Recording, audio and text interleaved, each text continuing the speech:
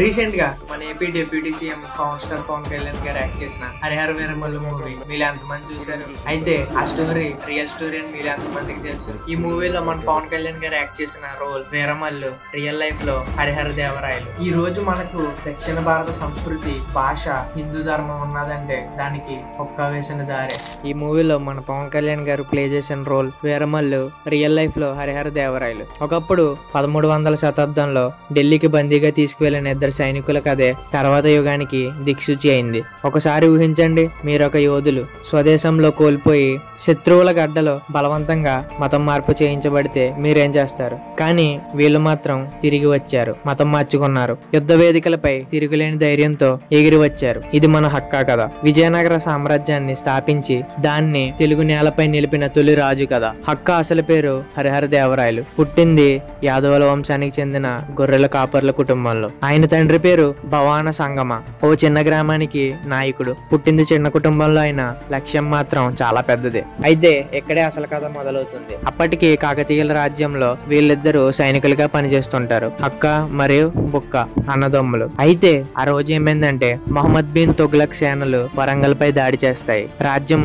పడిపోతుంది. హక్క బుక్క ఇద్దరు పట్టుబడిపోతారు. వాళ్ళని ఢిల్లీకి బందీలుగా తీసుకెళ్తారు. ఇక్కడే మన కథలోకి కొత్త ట్విస్ట్ వస్తుంది. హక్క మరియు బుక్కలు వాళ్ళిద్దరిని ఇస్లాం మతంలోకి బలవంతంగా మత మార్పిడి చేయిస్తారు. అయితే విద్యారణ్య స్వామి మాటలతో, దైవ బలంతో వీళ్ళు మళ్ళీ హిందువులుగా మారి తమ భూమిని తిరిగి అందుకోవాలని నిర్ణయం తీసుకుంటారు. ఇక్కడి నుంచి వీళ్ళ యాత్ర మొదలవుతుంది. ముందుగా హక్క వర్కూరు కోటను కడతాడు. ఇది నేటి కర్ణాటకలోని తీర ప్రాంతం.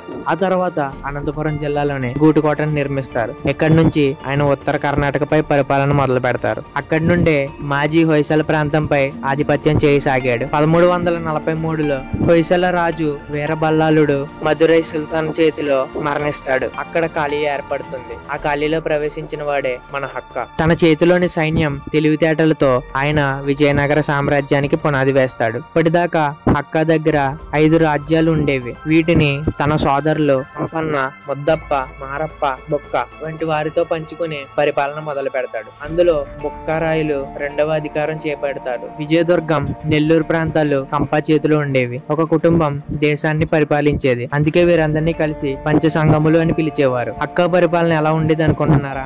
ముందుగా కేంద్ర పరిపాలన ఉండేది. కానీ నిజంగా పనిచేసే వాళ్ళు ప్రవిన్సుల నాయకులు, అంటే పరిపాలించే నాయకులు. నాయక వ్యవస్థ పేరుతో ఓ నేల మీద అధికారాన్ని ఇచ్చి ఆ నాయకుడు ఆ భూమి ఆదాయంతో సైన్యం తయారు చేయాలి. అదే గిరిజన ప్రాంతాల్లో నియమం. అంతేకాదు గడ్డి చెట్లు తొలగించి అడవులను పొలాలుగా మార్చి వ్యవసాయం పెంచాడు. రాజ్యాలని స్థలాలు, నాడు, సీమగా విభజించాడు. ఒక ఖచ్చితమైన పరిపాలన తీసుకొచ్చాడు. అనంతర సచక్ర ఉదయ అనే మంత్రితో కలిసి ఒక బలమైన అడ్మినిస్ట్రేషన్ ని ఏర్పాటు చేశాడు. హక్క ముందుగానే తెలుసుకున్నాడు, తనకి శత్రువులు ఎక్కడి నుంచి అయినా రావచ్చు, ఢిల్లీ నుంచి, మదురై నుంచి, లేక ఇతర హిందూ రాజ్యాల నుంచి కూడా. అందుకే బదామి కోటను మరింత బలపరిచాడు. ఉదయగిరి కోటను మార్చి తన తమ్ముడు కంపాను అక్కడ అధికారంగా పెట్టాడు. ఇతను ఒక సైనికుడు మాత్రమే కాదు, యుద్ధం, రాజకీయం, పరిపాలన అన్నిటిలో మాస్టర్. అందుకే కన్నడలో ఆయన్ను రాయల్ గడ్ అని పిలిచేవారు. ఇక 1346లో శ్రీ శృంగేరి మఠాన్ని ఇచ్చిన దానం గురించి ఒక శాసనం చెప్తుంది.